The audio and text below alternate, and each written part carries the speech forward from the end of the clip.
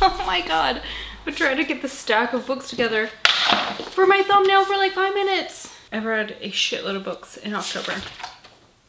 I'm very proud of myself. I got through everything I wanted to, which is bananas. Hi. Here I am. These are the stats for this month. I ended up reading 15 books. 14 of them were horror books. One was a fantasy book. In total, I read 4,166 pages, which is about 134 pages a day. And that seems accurate, because I read a lot of novellas. It's so easy to sit down and just finish one of those, even if it is, you know, 150 pages. At least for me, I guess. It's not the case for everybody. And really, I spent almost all my free time. If I wasn't watching a movie, I was reading. So that's how my October went. It was a great success. Sorry. That was completely uncalled for. Anyways, the years these books were published vary greatly. So the oldest book that I read this month came out in 1977. Then I had one from 1983, one from 1988. Then we skip to 2000. I have a 2007 book, a 2010 book, a 2014 book, a 2016 book, a 2017 book, 2 2018 books, a 2019 book, and 4 books that were released in this year, 2020, the year everything has gone to shit.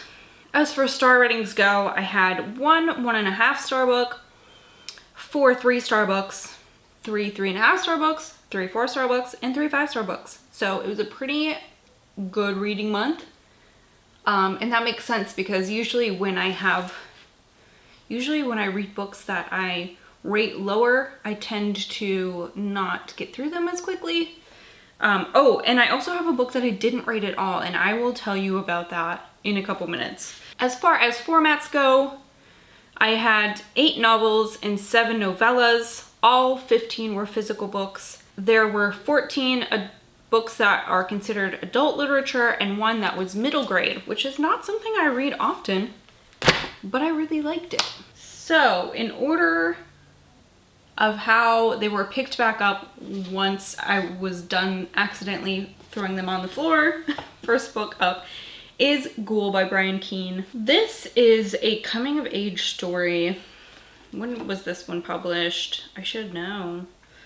Just kidding, I don't know why I should know. First published in 2007. This is a reprint that came out this year. And let's see.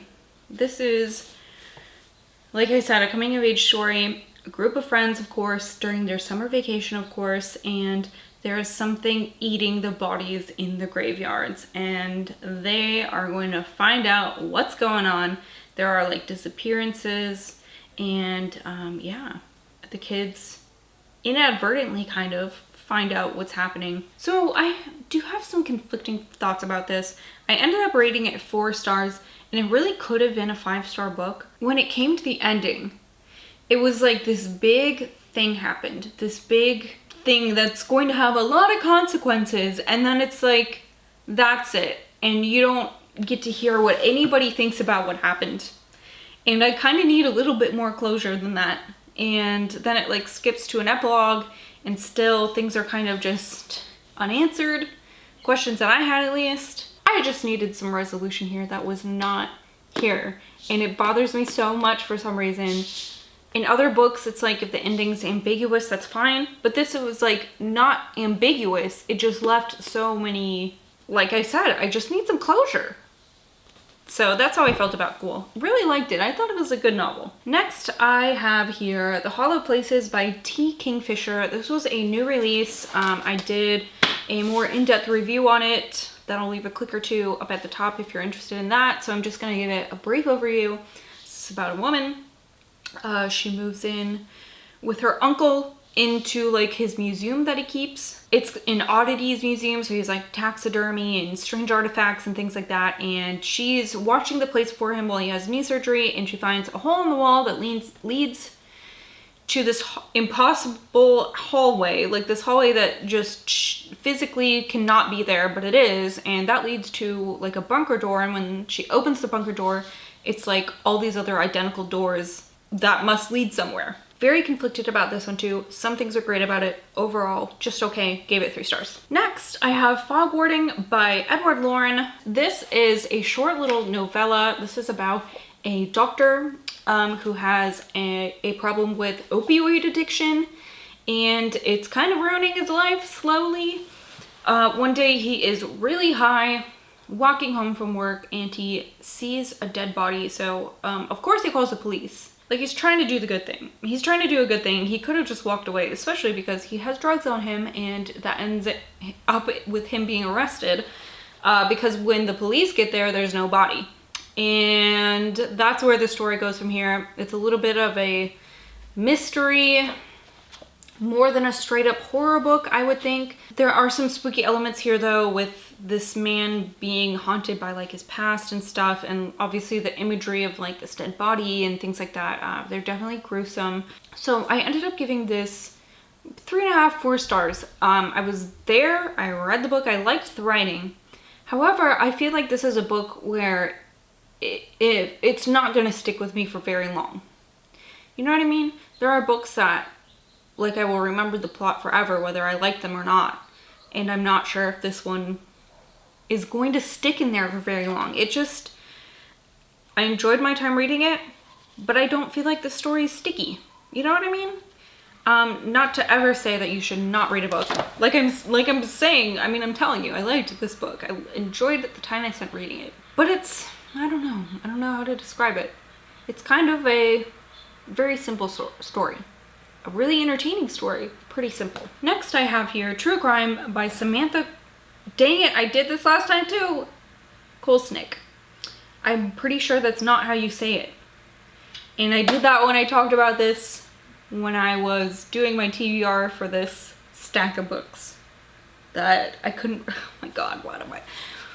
Samantha, this book was fucking great. I gave this book 5 stars. It is intense and incredible, and it's about, oh god, it's just so sad. It's about this brother and sister. They have a very abusive mother. One day the sister kills their mother. After that they kind of, you know, leave home. Shit happens, like that. The story just goes on from there, but it's like a very brief snippet into Susie's life and what happens after she kills her mom. It's brutal. There are so many content warnings here.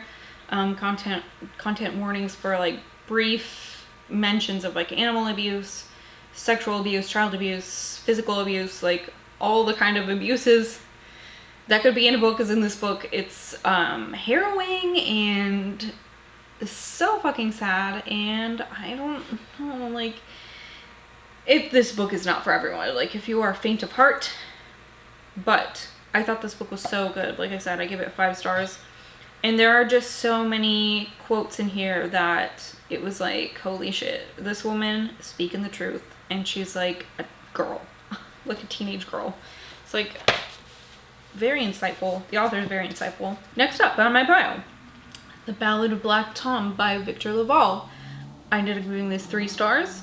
This is, from what I've heard, because Lovecraft isn't my thing, but this is like a take on a character that's in a Lovecraft story, I believe, and it tells more of his story, and I liked that part of it. But halfway through it switches to a different perspective, and we're seeing this story from like a detective's perspective. He's trying to kind of solve this crime, and that part I didn't like so much. I really like just don't care about being in the heads of detectives, I guess. So that was kind of disappointing because I really liked reading from Black Tom's perspective.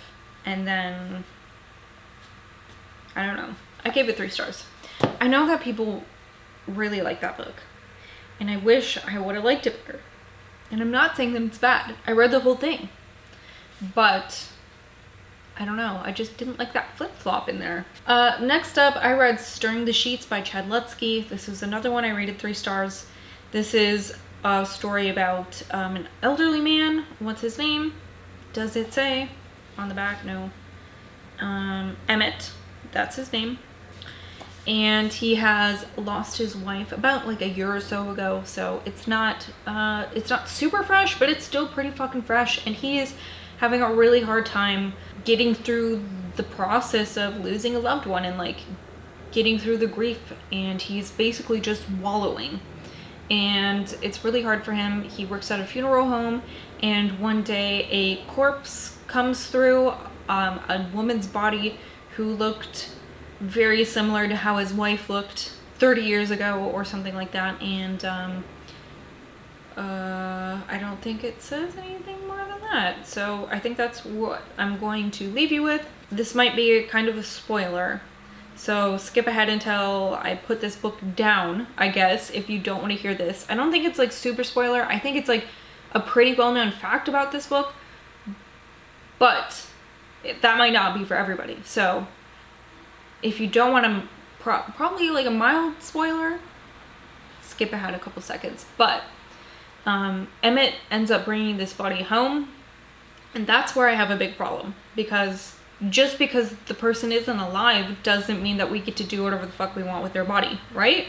Like, it's some Ted Bundy shit, but it's supposed to be cute. Like, he doesn't defile it in any way, I suppose, but he like takes it home, and you know, that's not what this person would have wanted. I mean, I'm almost positive, okay, that that's not what this person would have wanted. It's just, the story makes it out to be like cute and sad, and like, oh, this poor guy, he's so sad that he does this, and it's like, but that's wrong. And he's just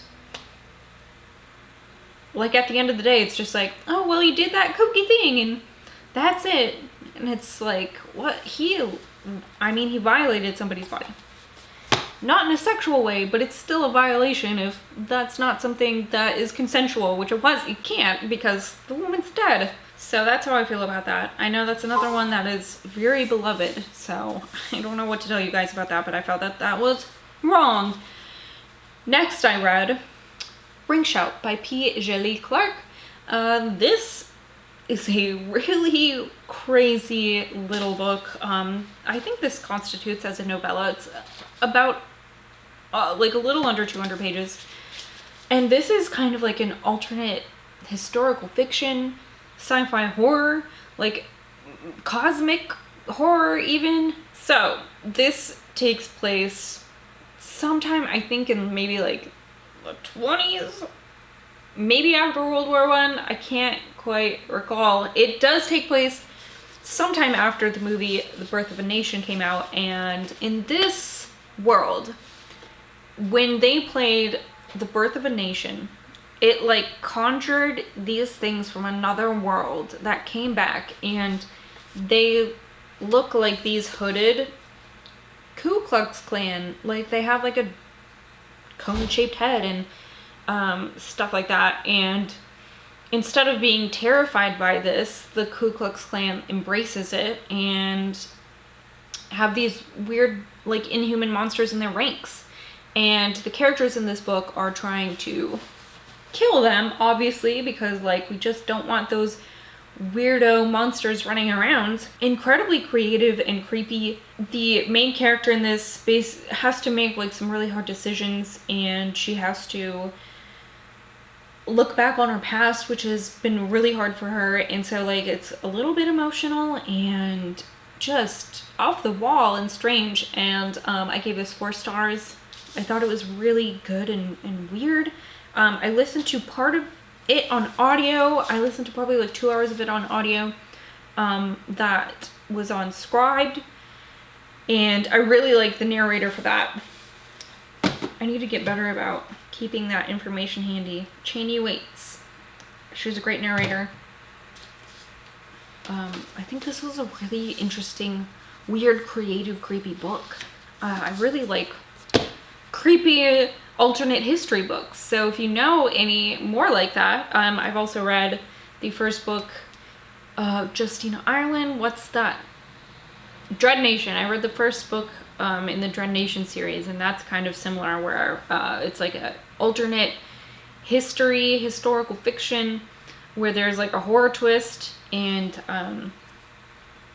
yeah, if I could find more books like that, if you guys have any recommendations, let me know. Next on this incredibly long wrap-up video, we have Godsgrave by Jay Kristoff. This is the second book in the Nevernight series. The first book is about, I mean, I'm not going to tell you all that it's about, but the synopsis of that basically is that there is a young woman named Mia, and she is trying to get into this like assassin's training program, like a school, an academy, I guess, because she wants to avenge the deaths of her parents.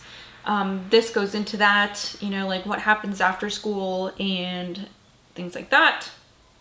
I like this one much better than the first, and I like the first one pretty well. This one doesn't hem and haw for like 100 pages before it gets into it. It just dives right in.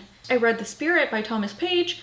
This one I am going to include in a up-and-coming trope video, so I'm not going to tell you very much about it. This came out in 1977. I've been forgetting to tell you when these books came out, so it's a little bit older, but I enjoyed reading it.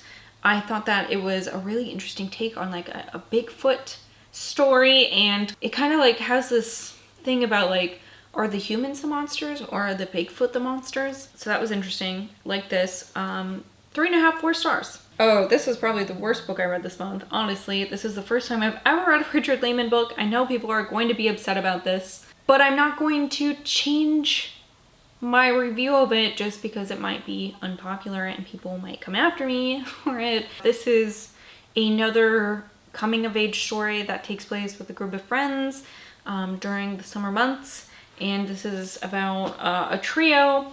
Slim, what are their names? Slim is like their friend who is a girl, and there's Dwayne, who's the main character, and then Rusty. Rusty's like the other friend, and he is kind of a third wheel sometimes because Dwayne and Slim kind of have a budding romance going on. But they find a flyer for something called the Traveling Vampire Show, and they want to get tickets to it, but it is like an 18+ show. So, you know, they had to find a way to do that. This book just felt so long. There were so many awkward boners and like just people talking about boobs. And I get that this is from like a 16-year-old boy's perspective, but I just thought it was like so much, like it took away from the story because it was like so much about like this kid watching his sister-in-law's tits. Like, ew, gross. Have some fucking respect. And I get it, like boobs are cool, but I just don't want to read about it every other fucking sentence. I think my big thing about this book was that it was just so like sexually charged in like a really immature way. It took them a very, very long time to get to the point where they are at the Traveling Vampire Show. And then that was just like so weird, and it was like erotic, like fighting, and it's just like any chance Richard Laymon had to mention like boobs or fucking vaginas or anything like that, boners, it was in here. And I know, again, from looking at my Goodreads, that a lot of people really like this book. And a lot of people say that this is the best Laymon book. And now I'm thinking, like, I probably will not like any of his books if this is the best one, because this was the worst book I read this month. I gave it 1.5 stars. It only got that because I finished it.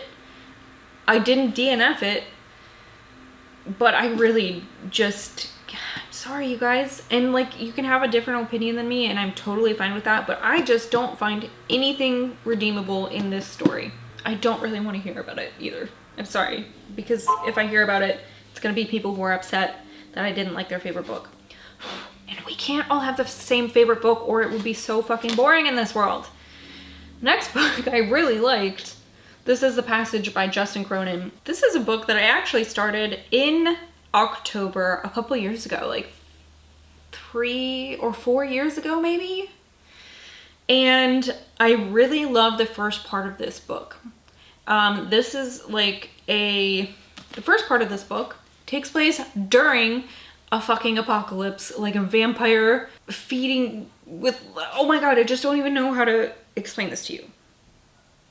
It's just so crazy. This book is so good. It has so many dimensions to it.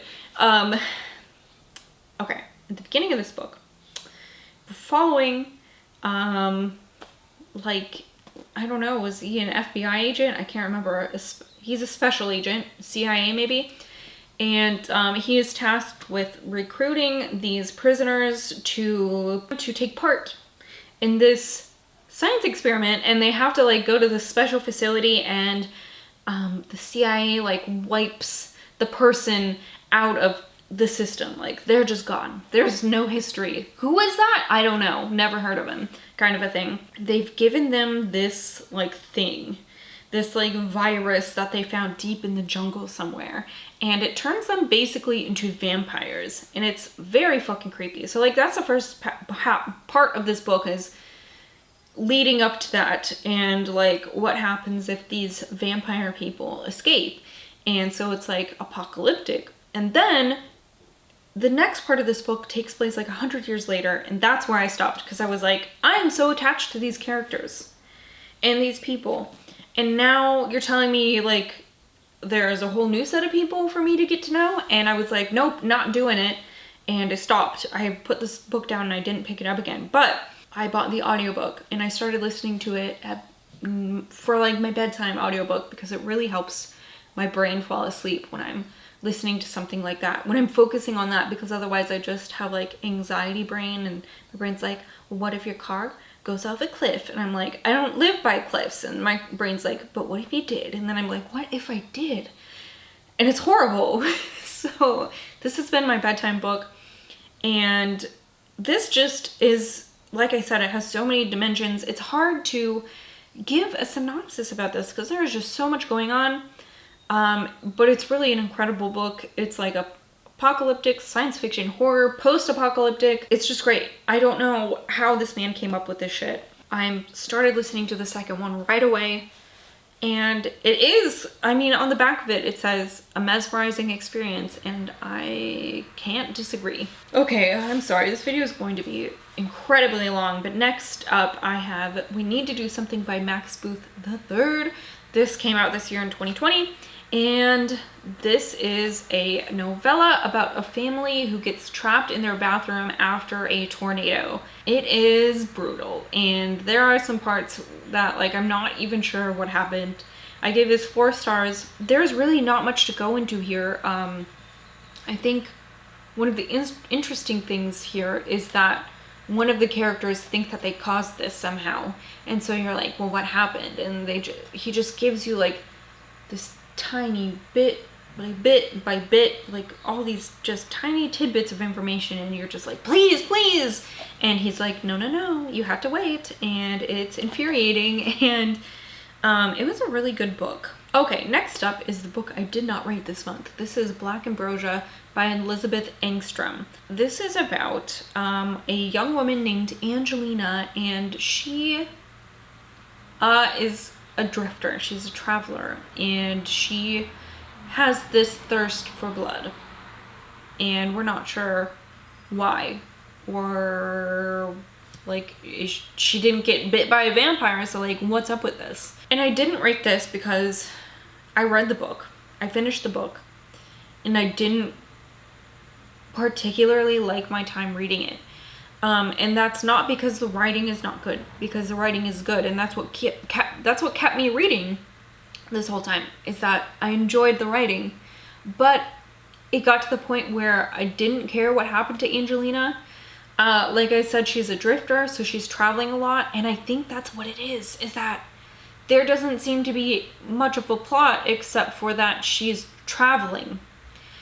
And I don't like that. I don't like that in books. I find it insufferably boring. So that's why I didn't rate this, because I don't think that this is a bad book. I think that this book is just absolutely not my kind of book. And I didn't know that going into it, obviously, but I know that now. I'm not saying that you should avoid this book, because I really think Elizabeth Engstrom is a really strong author, and I like the way that she writes characters, because it's like just a little bit different, and her stories are just a little bit different, and what I've read I've liked. I just don't like the plot for this at all. It was so boring to me, which is a real bummer. I wanted to read this so bad in the beginning, you know, it was like when I'd have to set it down, I'd be like, well, I want to get back to Angelina. But then once I realized that all she's going to be doing is traveling, then it was hard to keep my interest so much. Next up, I read Cycle of the Werewolf by Stephen King.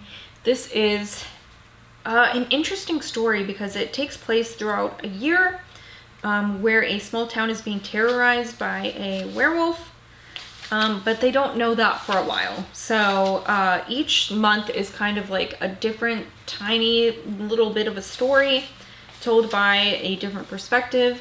There are illustrations to this, and I really liked reading this. However, I wish it would have been longer. Okay, I'm at my last book. Holy fuck.